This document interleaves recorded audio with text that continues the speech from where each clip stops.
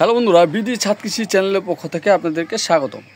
তো এখানে যে গাছটি দেখতে পাচ্ছেন এই গাছটির নাম হচ্ছে সুপার বাগুয়া। সুপার বাগুয়া ভালো একটি জাত। তো এই চারাটি আজকে আমরা রোপণ করব। এখানে আমার অনেক চারা আছে, তো দেখুন, আপনারা দেখে বুঝতেই পারছেন। এখানে সুপার বাগুয়া, ফুলে আরেকটা, থাই, পাকিস্তানি, অস্ট্রেলিয়া, এই ধরনের কিছু জাত আমার কাছে আছে। তো আজকে আমি এই সুপার বাগুয়া যে চারটি আপনারা দেখতে পাচ্ছেন এই চারটি আজকে আমরা রোপণ করব। তো মাটিটা আমরা প্রস্তুত করে নিয়েছি। দেখুন এখানে আমরা কি নিয়েছি। এখানে আমরা 50% মাটি নিয়ে নিয়েছি, বেলে দোআঁশ মাটি। 50% মাটি নিয়েছি, 30% নিয়েছি আমি গোবর, আর এর সাথে 10% নিয়ে নিয়েছি আমি ছাগলের যে মলটা, সেই মলটা শুকিয়ে তারপর আমি এই মাটির সাথে মিশিয়ে দিয়েছি। আর 1 মুঠো দিয়েছি হাড় গুঁড়ো। আপনারা যে ডামটি দেখতে পাচ্ছেন এই ডামটি যে পরিমাণ লেগেছে সেটাই আমি বলছি।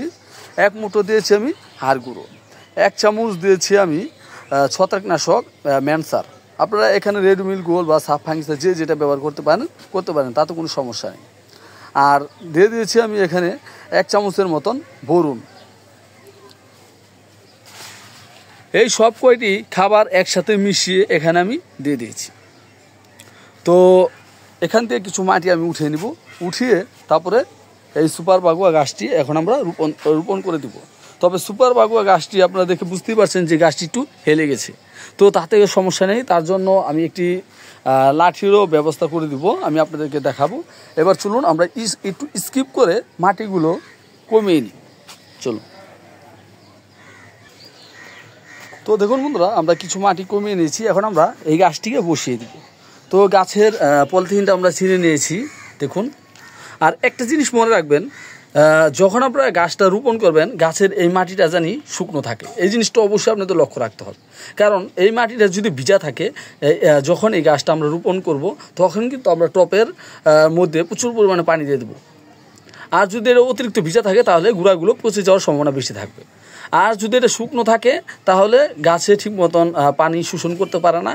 যখন আমরা ওই অতিরিক্ত পানিটা দিব তখন ও শোষণ করতে সক্ষম হবে, এতে গাছ অতি তাড়াতাড়ি বেড়ে উঠবে। তো বন্ধুরা, এখন আমরা এটাকে বসিয়ে দিব। তো দেখুন বন্ধুরা, আমরা গাছটা এখানে বসিয়ে দিয়েছি।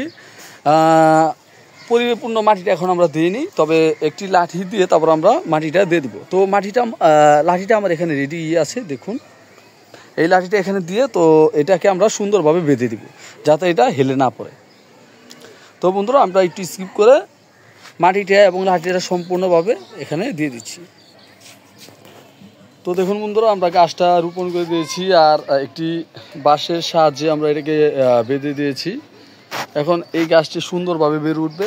আর অবশ্যই আপনারা গাছ রোপণ করার সাথে সাথে পানি দিয়ে দেবেন। তো এখানে আমি পানিটা নিয়ে নিয়েছি, এখন আমরা গাছের গোড়ায় পানিটা দিয়ে দেবো। তো বন্ধুরা, ভিডিওটি ভালো লাগলে অবশ্যই চ্যানেলটি সাবস্ক্রাইব করে রাখবেন, কমেন্ট করবেন, শেয়ার করবেন। এই বলে আজকের মতন বিদায় নিচ্ছি।